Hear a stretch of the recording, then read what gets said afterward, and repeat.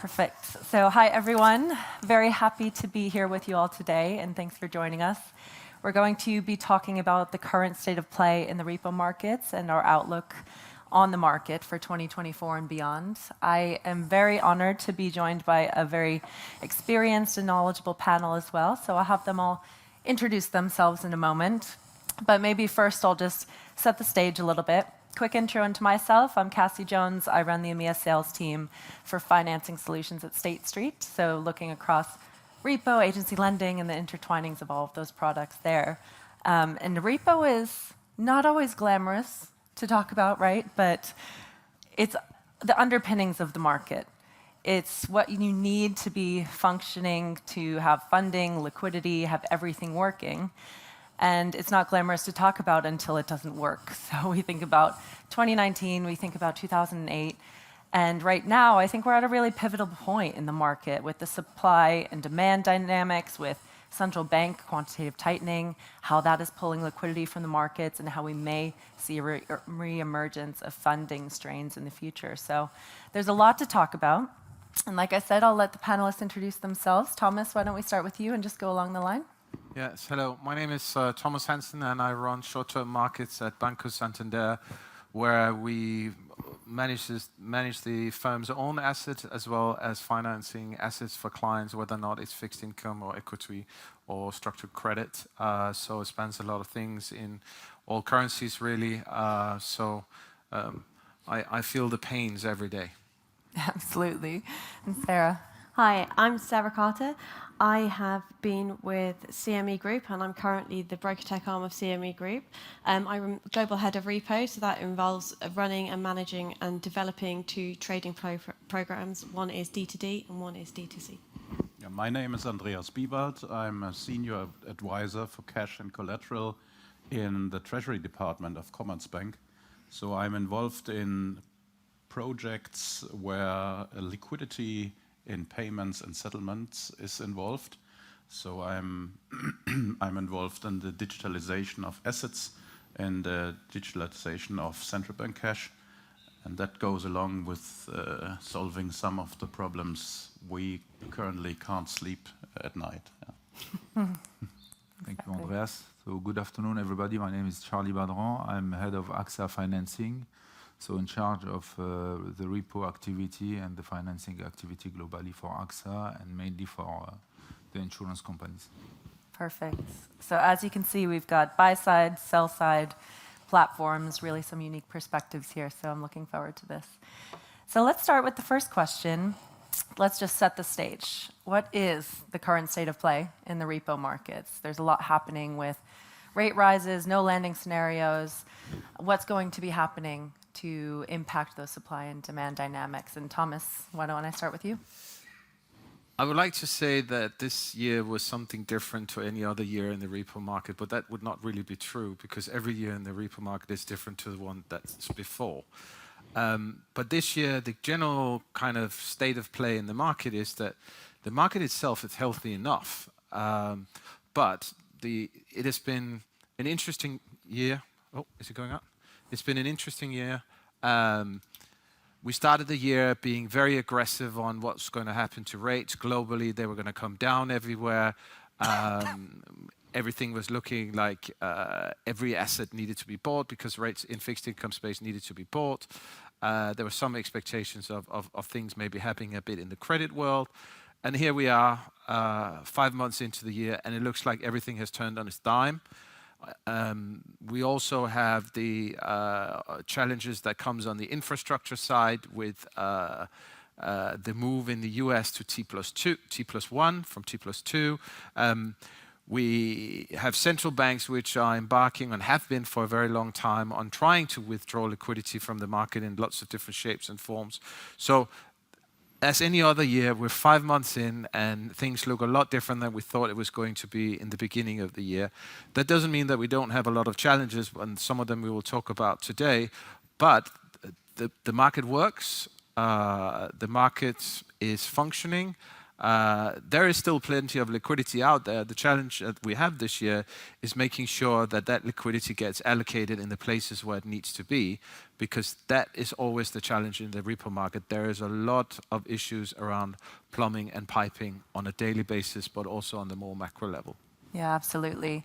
And I think you touched on the liquidity point. We are seeing signs of the excess liquidity draining. So we think, I can just add the US perspective from the Fed RRP program, where it's basically seen as an excess cash pool. That was about 2.2 trillion, and now it's at 400 billion. So this has been a huge drain, and now that'll go into excess reserves now being drained from the system. So we'll see more in the US market. But I'd love maybe the European perspective as well. There's a lot of changes happening at the ECB. Andreas, do you want to kind of add your perspective there? Yeah, from September onwards, a new framework will be live at the ECB. And as you rightly mentioned, central banks around the world are testing out where the new neutral is. Yeah. So autonomous factors, banknotes. So the traditional definition of neutral liquidity, I think, is history, taking into account the surplus liquidity banks have to keep due to LCR and other regulatory requirements. So we don't know for the Eurozone whether 1.5 trillion, 1 trillion, or maybe 2 trillion is the new neutral, but we will test it out, I'm sure. And Isabel Schnabel, in her last speech, clearly showed that by spring 2027, we will be somewhere in a neutral liquidity environment. And in order to keep that smoothly, to keep the transition smoothly, ECB narrowed the spread between the deposit facility and the MRO down to 15 basis points. So what does that mean for the repo market? We have, since the TLTO expired, we saw plenty of collateral again available, HQLA collateral and lower rated collateral. And we saw the repo market recovering to new highs. So super volumes, no collateral scarcity, bunds available whenever you need them, all problems solved, beside the ones Thomas mentioned, because we are still in this fragmented settlement environment we will touch on later. So now the question is, does the central bank 15 basis points narrowed spread helps the repo market to take over more and more responsibility? I don't think that's the case. We have again the public sector jumping in with a nice collateral upgrade facility called MRO. And we should keep in mind that the toolbox of ECB still offers a 3-month operation once a month. So we will have an LCR upgrade facility for 15 basis points available every week and once every month for 3 months. And that's not helping the repo market to do the collateral upgrade deals we saw since the maturity of the TLTO. Very nice cross-border long-term repos were arranged and in place. And now the central bank is coming back and says, here's the money for 15 basis points. Oh, yeah. Please come in and find out. And by the way, there is no stigma. So that's a bit that's a bit the danger I see. It is. I have two views within myself.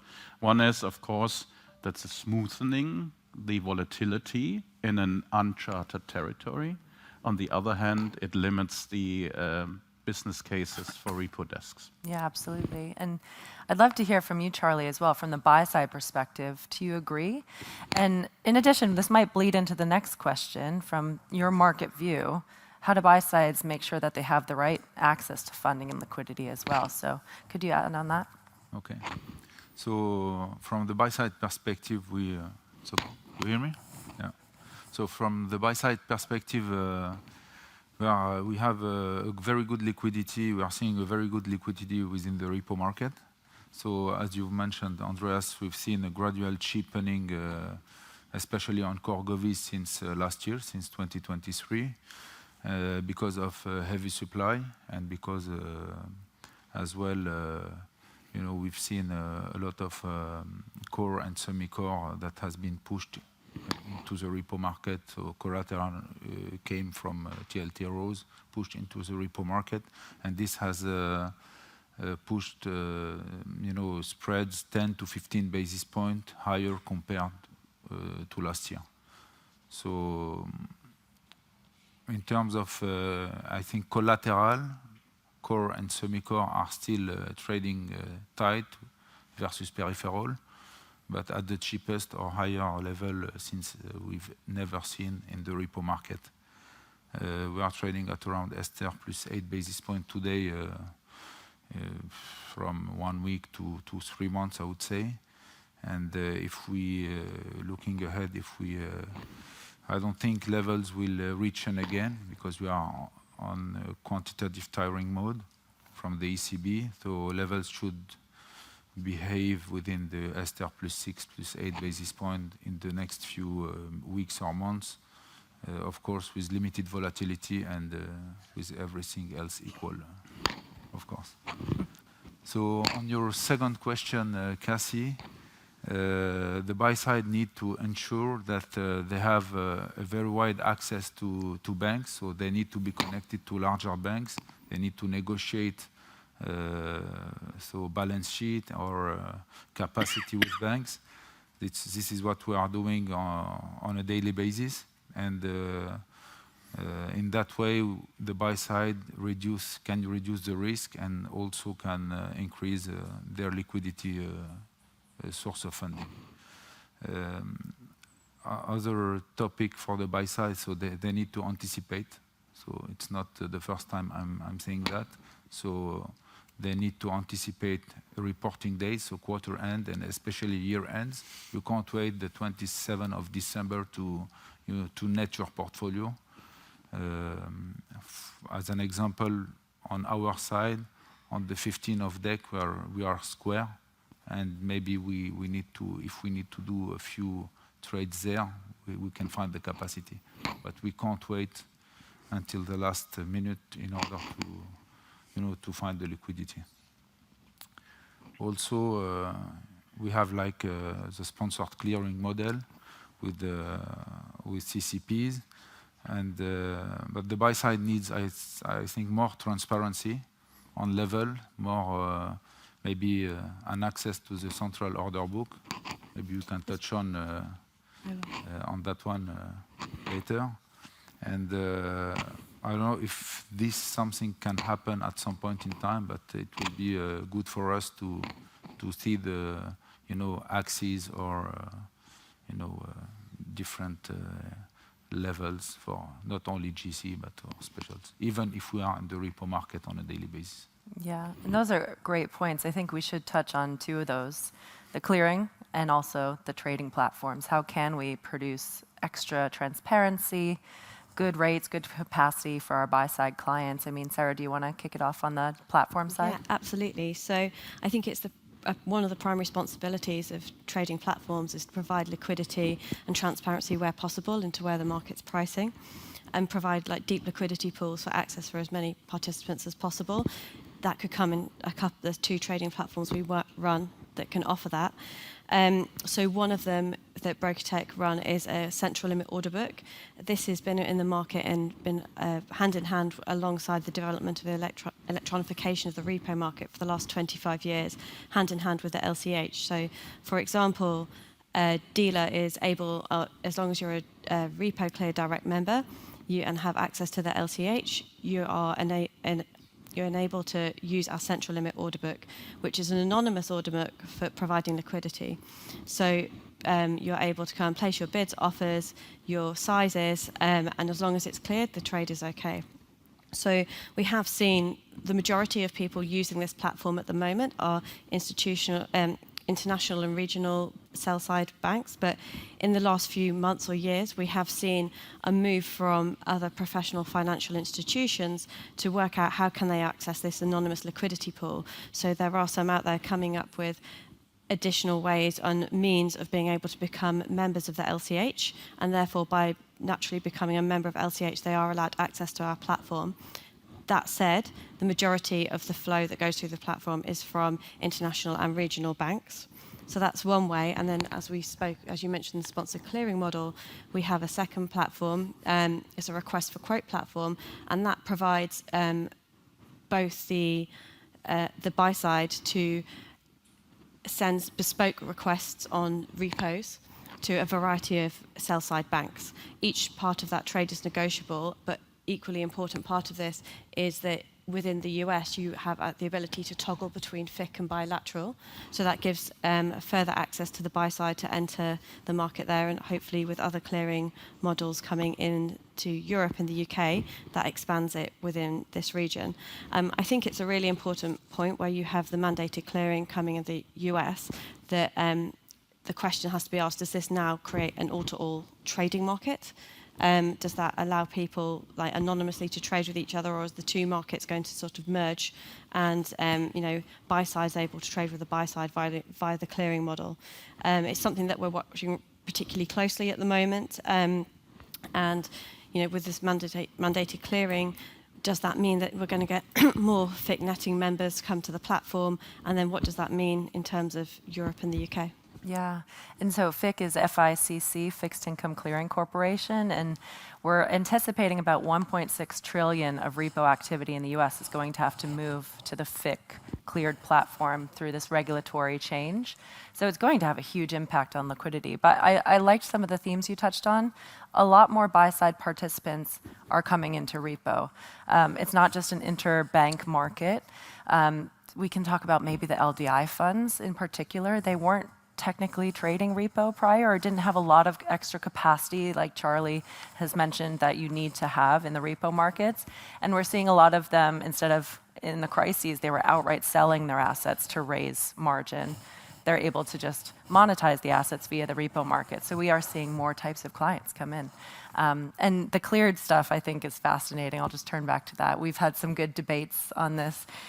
Clearing, good, bad, capital costs, how does this all factor in from the sell side? It's another way of facilitating the interaction in a much easier way. So it does solve part of the infrastructure problem, but I think one of the things that perhaps sometimes get forgotten in the debate is that you change the resource usage of the different actors when you go into a clearing model, because the clearing model, let's not be shy about it, is that it's a way to make the system safe for everybody, which means that the haircuts in the clearing model is, by and large, much larger than there are in the bilateral markets. There is the credit element that means that it makes everything safer, and I think you can make a distinction between the US and Europe, and that kind of demonstrates one of the points that, and one of the issues around the clearing model not being the answer to everything because it introduces other things. In the US, the clearing model is very much used by participants who act in the very short dates only. Only, not both, but only. Whereas in Europe, and UK being prime example, is that there is much more maturity transformation going on in the repo market, where the buy side and other buy side in general uses the banks as intermediaries to achieve long-term funding, and the banks take on this maturity mismatch and they manage that. That means for the banks, lending out money in term on a clearing platform and then covering themselves in the short dates means that they lose the netting for the balance sheet, which means that one of those big selling points about, everything is netted, is true in the US. Most things will be netted in the US, but in Europe it's not going to be the case. And for the banks, resource-wise, in certain constellations, it's much cheaper to provide that maturity transformation outside the CCP. And that's a dilemma, because you could say if we're all in the CCP, we're all safe together. But there's loads of other products outside the repo world where people have different regulatory treatments and different capital treatments on these trades. What we're doing here is we're forcing everybody into the same treatment, and that means that some people are going to lose out. And unfortunately, this part of it is going to be the people who provide the liquidity, both maturity and credit-wise, as well as pure cash. Their costs will go up. So the end user will probably have to pay a higher price. Agreed, yeah. So it's a tool and it's good, but we also need to remember that this idea that just because everybody is trading on a cleared basis means that over the quarter ends, the year ends, that liquidity is suddenly going to appear magically out of nowhere, because like Charlie does, on the 15th of December, we're square two. Yeah. And so is everyone. So the actor that shows up on the 27th and thinking that because they switch on a screen that's based by a CCP, then suddenly there's going to be liquidity in everything, that's a bit naive, I think. But the CCP has got some other very, very good reasons for being used. One of the reasons in the US that they wanted everybody to go into mandatory clearing was they wanted to have a better view of what the activity in the market is and what's the positioning. Because as much as we have SFTR regulations and so forth, that data is not really used for very much today. The CCP becomes a natural place. They can see if somebody goes down, they know exactly what needs to be done. We can discuss about whether or not CCP model where you have accelerated settlement or some other kind of unwind, that can probably be refined as well. But from the regulators, this is a dream. They see everything where it is. It's clear who has skin in the game, and the kind of resolution mechanism is uniform across everybody. So if you ask me to vote for one or the other, I would vote for the non-clearing model, but I'm fully aware that it has many, many other benefits as well, which you can't really take away from it. Right. Non-mandatory clearing. Non-mandatory. Non-mandatory. Non-mandatory, clearing. yeah, The mandatory optional thing clearing. is the thing that makes it difficult, right? Yeah, exactly. And you're right, that was the intent of the regulation. It's the risk pooling that a CCP provides, but it's the transparency. The regulators want to know what sort of leverage the hedge funds are taking on these basis trades, and they get that transparency through a CCP. So, yeah, it's interesting. We'll see how that plays out in the liquidity space. And on this, in your liquidity, you need to be optimizing it as well. So I want to switch gears a little bit, and maybe we start with the buy-side perspective again, but just a level set, we talk about collateral optimization, and this is what people historically think of as cheapest to deliver. So you have a margin requirement, you want to post the cheapest asset possible to optimize your funding and your liquidity costs. But that's not where it stops. So we're moving from collateral optimization to asset optimization. You should be considering your cost of funding, your opportunity costs. Where else could you be placing that cash or that asset? Could you actually, instead of posting an asset as margin, notice it's trading special in the securities lending market and put that out and earn incremental income on that? So it's this holistic view of sources and uses of collateral. And I think AXA is doing a nice job of building their own. So Charlie, do you want to take this? Yeah. Thank you. So correct. Yeah, we've been working since the last 12 or 18 months on a pre-trade solution, and we did that with three-step approach.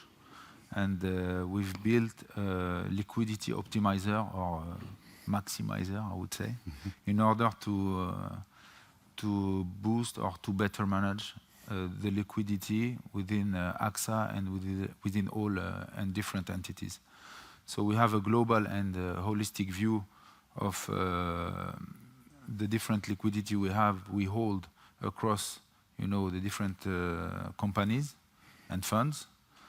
We have optimized liquidity at local level to minimize risk and to monetize the excess.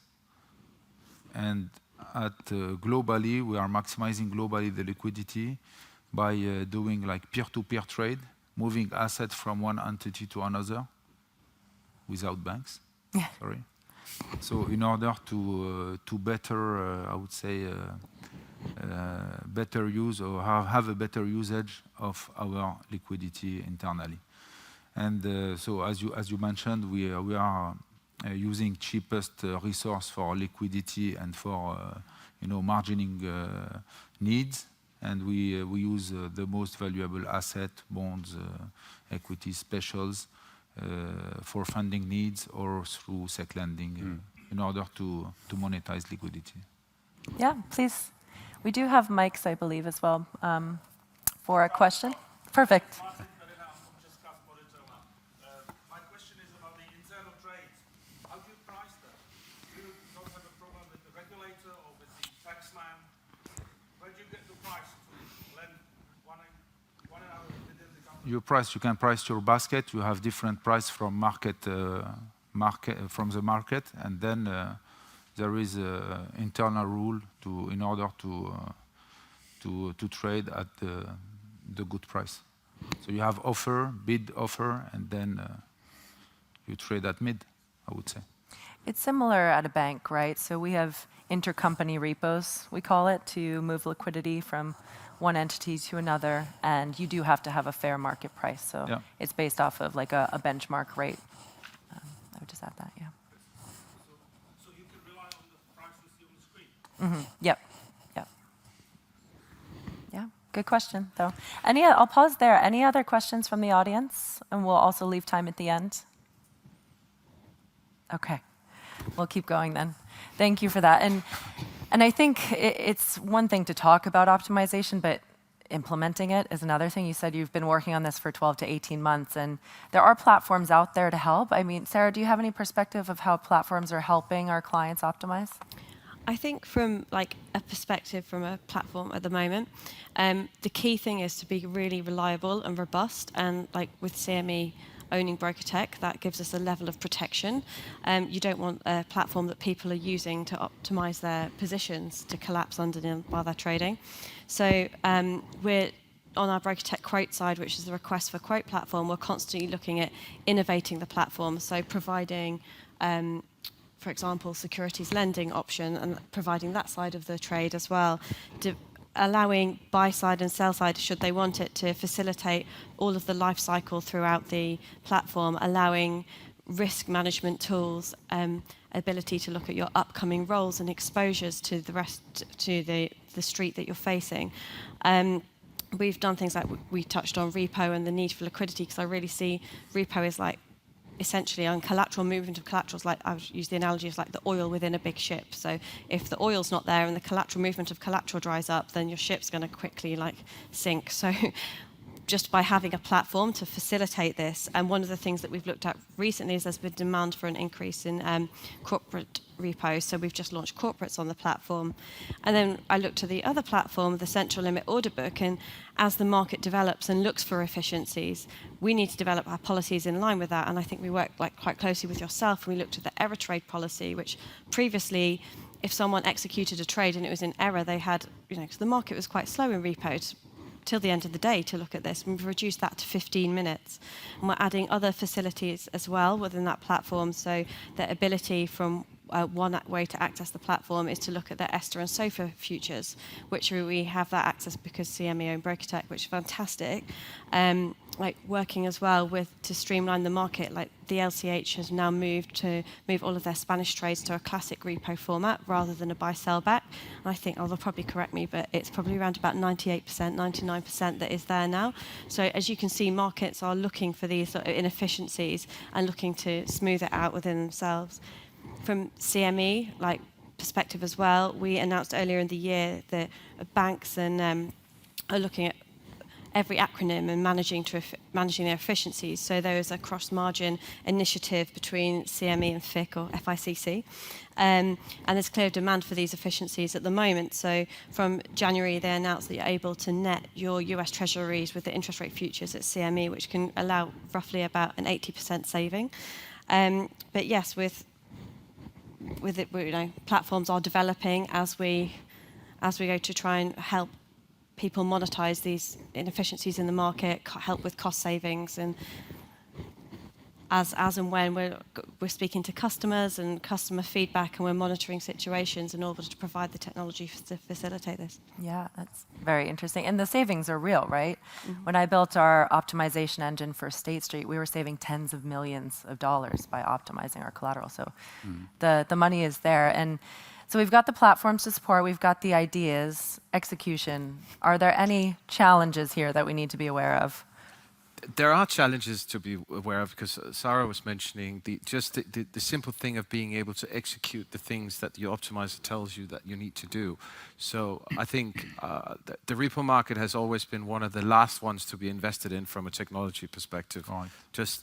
Let's be honest about it. So it wasn't actually until 3-4 years ago, when the SFTR regulation hit us, that the platforms on a dealer to client really took off, because in my view, I say that to some of my colleagues who are same age as me, is that you guys didn't want to give up your day jobs of sitting there doing tickets. You didn't want the machine to take over your job, because that's what it did.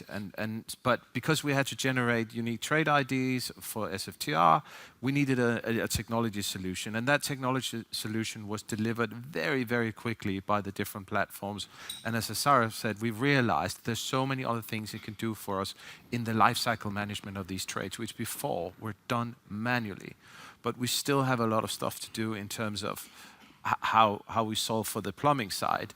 But in terms of executing some of these things, you also have to think about what it is that we're trying to do in this optimization space, because Charlie and I have gone through the same journey where you look at all the CSAs that you have and all the margining, and we spent probably, I don't know, 6-7 years on cleaning up all the CSAs and cleaning out all the weird collateral that was in them and got them to cash. Then we were helped a bit, actually, a bit by the mandatory VM and IM, because it set very clear collateral schedules, at least for the VM. But for the IM, there was difference of opinions. And then we trotted along very well, and everything is fine. And now that thing has reared its head again, because now there's people in the market who has the same issues as us, is that they're looking at the asset optimization and where can I get liquidity, and looking at all the different products that they trade, and looking at the CSA as a funding vehicle where you can put in other things than government bonds. Let's put it like that. That sounds really like a great idea right now, but it could pose some issues for you later on when you want to unwind these trades, and suddenly the pricing of that collateral that's being posted is different in the funding space. You need to take all these things into consideration for the execution. So it's not simple to come up with an optimizer and press F9 and say, oh yeah, this is what we need to do. You really need to be able to execute it, and the plumbing and the piping and the rest of it needs to work, because otherwise there's no point in doing it. So cheapest to deliver is, in my mind, a very theoretical concept. We can calculate it, but there is for each institution something that's the best to deliver, because you might have inherited assets from one fund or another, which means there's no reason to going and sourcing other things. But that gives a lot of work to a lot of tech people, and I hope we move forward on some of these initiatives which are out there, because on some of the challenges that we have coming down our way, we need to be able to do things a lot faster. From the point of execution, lifecycle management, but even from execution of trade till instructions of settlements in certain products, that is a very long process, and it has a lot of manual steps in it still. You will be surprised to hear. And also this is why we are here as well, to educate client as well. You know, we have lots of clients that wanted to move from bond CSA, govies to corporate bond CSA. And you are here to educate them, and to, as you mentioned, to say it's not an easy way to deal with. So. Yeah, absolutely. You have corporate actions, you have your settlement inefficiencies, your CSDR charges. There's a lot going on here now. But on that point as well, the settlement needs to be more efficient. You just mentioned this, and it's a perfect layup for our next question. T+1, I know there's a panel on this, so we won't really steal their thunder, but we would be remiss if we didn't cover T+1 as it relates to the repo markets, because it's going to really affect the markets here as well. So in US and Canada, this is next week that T+1 settlement is going to be implemented. So we were just talking about this. We're surprised there are still some counterparts in APAC and EMEA that are not too familiar with the regulation that's coming in next week. So we have the expert here, actually. No pressure, Thomas. Why don't you cover just what does T+1 mean for us, and what challenges are you seeing here? So what I'm talking about is from post-execution to the actual settlement of the trade. There's a lot of things that need to happen, whether it's a cash trade or a repo trade, and it can be a cash trade in bonds, it can be a cash trade in equity, it can be an upgrade trade, whatever it is. There's a lot of steps that needs to happen for different types of counterparties. If you are an asset manager, you might have to speak to your custodian, tell them what to do, and you might have another company involved that does your margining and so forth. All these things, a lot of it is still done semi-manual. So going from a T+2 to a T+1, you need to do the same in a lot shorter period of time. That means that when it comes to the bit where The real world stuff happens, which is with us in the funding world, where we see the positions that we need to fund or the shorts that we need to cover. We have very little time to do it. That's something we've always lived with, but there is, in my mind, there is going to be a transition phase where we will go through a couple of phases. The first phase is going to be, there'll be a lot more fails, just because people are not ready for it. And as you said, some people are just not aware of it. That will happen anyway. We saw that during COVID, where there was periods of time where there was suddenly fails went up because people are not able to do the things because they're working from home. A lot of trade, Yeah. as well. What really scares me is the next bit that might happen, which means that the people who are making collateral available, or maybe even cash, but probably more collateral, that what is their reaction going to be? Is it going to be that I lend out 80% of an ISIN on a daily basis? Now I'm only going to lend out 50% of what I hold, just because I want to see what happens and solutions coming into the market. How do we deal with that as a group? I don't have an answer, but I think we just have to live with this is going to happen, and we have to find the solutions. We've been put as a market, we've been put in that position before. It will cost time, it will cost money, blood, sweat and tears. Yeah. And I'd say, just to add to that, to your point on the SEC lending markets as well, as liquidity and lending supply is pulled from the market, it's bad for asset prices long term. We've done a lot of studies on this, where the lending supply improves the market efficiency and the pricing, so that if you pull too much supply, you might have short-term higher asset prices, but over the long term, it's going to be detrimental as asset prices reflect to their normal, efficient price. So it's interesting, and hopefully that doesn't happen, but we see that from clients as well. So we've got just 2 minutes left, and I do want to leave maybe a minute for questions.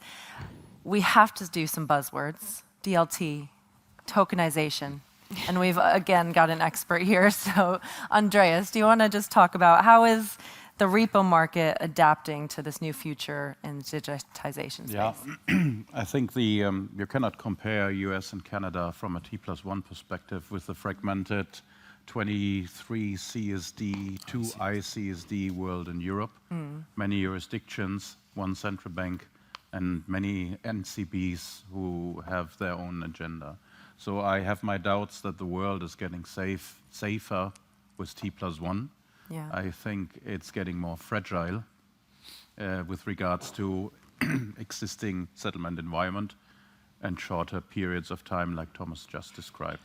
So from my point of view, the solution for repo markets, and this is not, and the solution for all cash bond equity markets is not moving closer and closer to T+1 or even below. It's we need a solution on the cash side and on the collateral side. So we need the digitalization of assets and cash in order to get the DVP done on blockchain, and then we have no issues to move closer to even T+0. Yeah? Yeah. We have a lot of FX business around the world, which would be in the PVP immediately finalized if we would have a synthetic CBDC in place, backed by FedWire funds or target funds or CHIPS funds, JET funds. So therefore, I think Europe should wait until the technology develops, and it's going fast currently. So we see a lot of digital bonds issuance, especially in Asia. The one in Hong Kong was mentioned this morning already twice. So the Hong Kong Monetary Authority issued a multi-currency green bond, I think close to €1 billion equivalent, which is a reasonable size. It's not the testing we have seen in the past, where 3 banks meet with a central bank and exchange a dummy. Yeah. So it's getting now, size is coming in. The issuers have interest that their processes getting harmonized and streamlined. And so from down to the post-trade side, we are looking for digital solution in order to overcome all the fails we have seen during COVID and so on. So Europe should be careful with the implementation. And the people responsible and already saying that we will implement soon should better understand the chain in Europe of settlements. And then they might have question marks behind their statements. Right, exactly. And Well that, said. yeah, it seems like that could be the solution, right? Just go to T0, have instantaneous settlement. Yeah. If only we could just get there, right? Yeah. But we are up at time. I do want to just do one more poll across the audience. If there are any questions, please raise your hand. Yeah, of course, we do have some microphones as well. Yeah. Unless you'd like to yell as well. Okay, I can repeat it for you.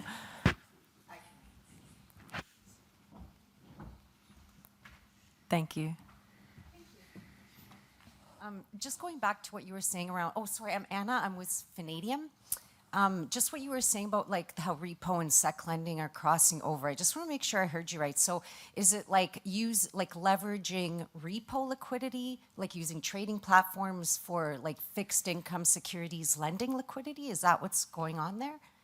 Well, Is that kind of what they're, you were they're referencing? intertwined, right? Because the securities lenders will be lending out certain types of assets against other types of assets. And the reason for mainly the banks are doing it are either for covering shorts or for doing collateral upgrade trades because they finance something that they want to turn into something else that they can easily finance somewhere else.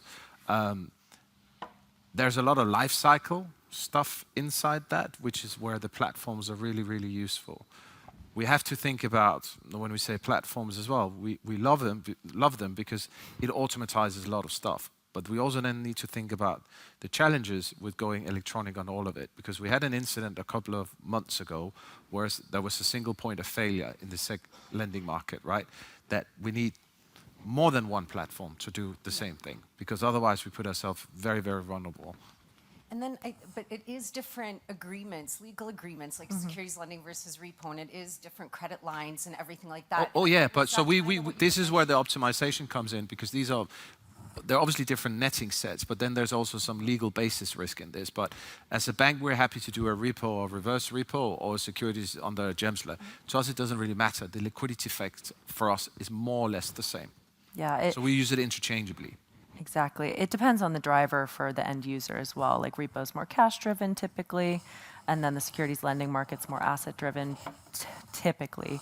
However, what we were saying with the optimization piece is you can either place your cash into the repo markets to get a better rate instead of tying it up in margin, or if you have collateral that you're sitting on, then you might be able to put that out in sec lending. So it's all intertwining even more to be able to save on your costs of funding and things like that. Yeah. It all goes hand in hand, even though they're different legal agreements, you're right. Well, that's a great question, and thank you very much, everyone. Thank you very much to the panelists. I think you did a great job. Thank you.